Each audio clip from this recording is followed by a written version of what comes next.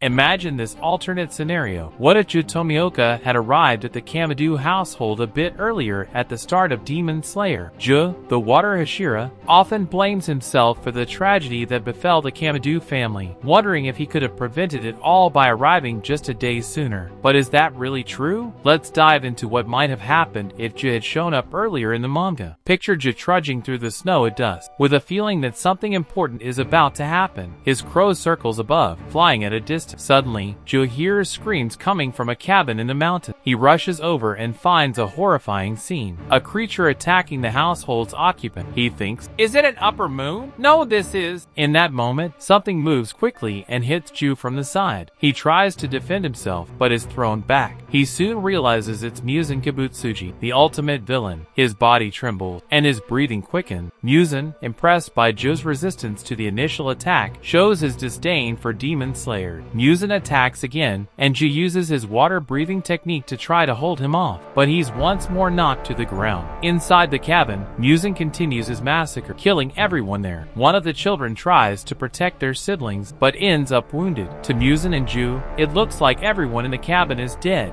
MUZAN, who despises the weak, wonders if they could become demons resistant to sunlight. Then, he turns to Giyu and says he might have a chance. Before Giyu can react, MUZAN strikes him with 7 rapid blows. Severely injured, Giyu can barely move. MUZAN approaches and offers him the chance to become a demon. Refusing to be corrupted, Giyu takes his own life, much to MUZAN's disappointment. The Demon King then vanishes into the snow. The next morning, Tanjiro Kamado is returning home when he smells blood. When he arrives, he finds everyone dead except for his sister Nezuko, who is still breathing. With tears in his eyes, Tanjiro places Nezuko on his back and sees the body of an unknown man, gravely injured. He deduces that this man died trying to protect his family. Desperate, Tanjiro grabs the swordsman's blade and leaves the body there, beside his family. He carries Nezuko down the mountain, and on the way, she starts to struggle and knocks Tanjiro over, trying to attack him. Confused, he defends himself with a sword sheath, not understanding what has happened to his sister until he recalls the demons. A long time ago, I heard a story from an elder named Saburo, who spent a night at the Kamado family house. Everything started to make sense. Nezuko was turning into a demon. While Tanjiro tried to understand what was happening, he saw a female figure emerge behind his sister. Instinctively, he pulled Nezuko close, feeling the slash of a sword pass near them. The young woman stepped back for a moment and stared at them. She had long hair with pink and green streaks. Intrigued, she asked why Tanjiro was protecting a demon and if he didn't realize the danger. Tanjiro explained the situation and, for a brief moment, saw a glimmer of empathy in her eyes. However, with a touch of humor, the young woman declared, "I get it, but I still have to do my duty," and she attacked Nezuko again. Once more, Tanjiro used his body to shield his sister, holding the sword sheath to defend himself. The young woman dodged the attack and started to reconsider what she was doing. Then she noticed that Tanjiro's sword belonged to someone she knew. Tanjiro saw the surprised look on her face and, when questioned, explained that he had taken it from a man who died protecting his family. The young woman's expression changed, and tears began to stream down her face. Distracted, Tanjiro let go of Nezuko, who attacked the young woman. In seconds, Nezuko fainted, and Tanjiro realized the young woman in front of him was incredibly strong. Still crying, the young woman asked about her friend and explained that she was there to help him. Tanjiro pointed to the location, and the young woman introduced herself as Mitsuri Kenroji, a demon slayer. Mitsuri told Tanjiro to take his sister away because the sun was about to rise.